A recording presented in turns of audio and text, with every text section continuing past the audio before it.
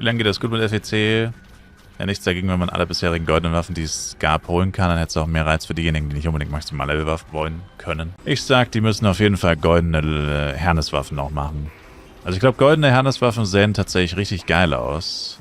Wenn es wieder das Bloody Gold wäre. Also wenn es wieder das Shiny Gold wäre, nicht das Orange Gold, was wir jetzt haben.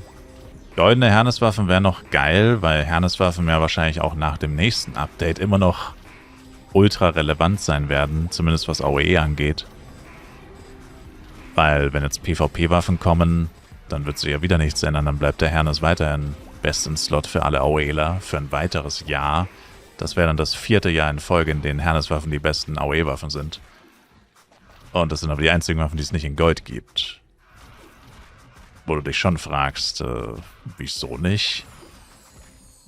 Wieso gibt es jetzt ausgerechnet die nicht in Gold und alle anderen schon? Das ist irgendwie auch ein bisschen unlogisch.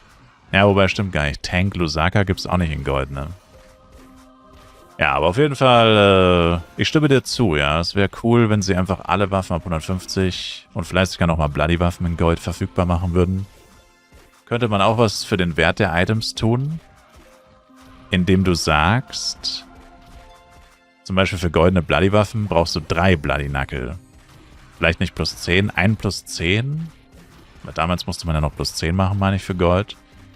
Weil bei Ultimate ist ja Ultimate, bei plus 10 ist plus 10. Dass du irgendwie einen Knuckle plus 10 brauchst. Und dann aber noch 2 zum Herstellen, sozusagen. Dann könnte man auch ein bisschen was dagegen tun, dass die Items im Low-Level so schnell an Wert verlieren. Und zusätzlich könntest du noch einen Penya-Sync einbauen. Goldene Items eintauschen kostet über 100 Millionen Penya. Könnte man einiges mit anstellen, mit der Idee. Du könntest einen Penya-Sync draus machen.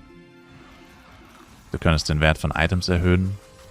Natürlich bei den Items, die schon extrem teuer sind, solltest du es natürlich eher nicht machen. Also bei Hernes, Lusaka, Butcher und so. Da solltest du jetzt nicht dafür sorgen, dass man 3 Waffen braucht, weil dann könnte es sich kein Mensch mehr leisten. Aber zumindest bei Bloody könnte man es auf jeden Fall machen. Dass wenn sich jemand wirklich die goldene Version gönnen will, was ja sowieso eigentlich nicht so klug ist, weil gibt ja eh schon viel bessere Waffen. Aber wenn jemand einfach die goldene Waffe haben will, für den Skin und so weiter, dann wäre das gar nicht so schlecht. Meine Idee war ja mal, dass man einfach alle Waffen in Gold umtauschen kann. Könnte man auch wieder, wie gesagt, mit Penya-Sync vor allem kombinieren. Dass du dir einfach deinen Lieblingsskin, wenn dein Lieblingsskin zum Beispiel ein Drehdras-Sword ist oder so, dass du auch die in Gold machen kannst.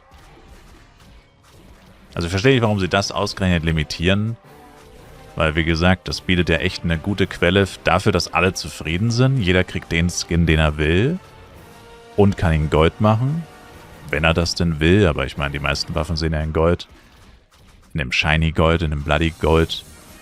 Schon sehr geil aus. Und dann könntest du es zeitgleich auch noch damit verbinden, dass dafür sehr viel Penya geopfert wird.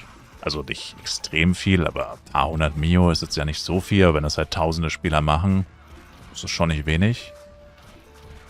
Wäre halt ein weiterer kleiner Penya-Sync. Und jeder wäre irgendwie zufrieden, ne? Goldene Herneswaffen, goldene Tankwaffen, goldene alles mögliche Waffen. Also vor allem fürs nächste Jahr wäre es wirklich eine gute Idee, wenn sie bis dahin keine Levelerweiterung oder sonst was planen.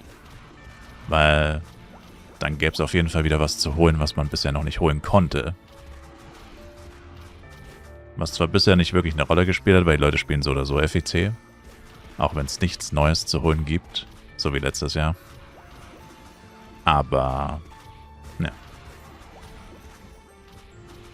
Wäre schon cool. Und die Individualisierung durch Skins und so in Flive war ja schon immer ein riesiges Thema. Gibt so viele Skins in dem Game. Gewährt wahrscheinlich schon 5 Milliarden Möglichkeiten, wie du deinen Charakter aussehen lassen kannst. Und damit würdest du nochmal eine Milliarde hinzufügen. Warum nicht?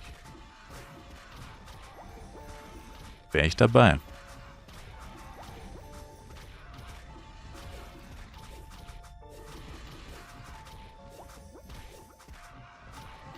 Waffenlimit Break, du opferst die gleiche Waffe, um den Grundschaden der Hauptwaffe weiter zu erhöhen. Uff, das klingt nach Giga-Whale-Shit.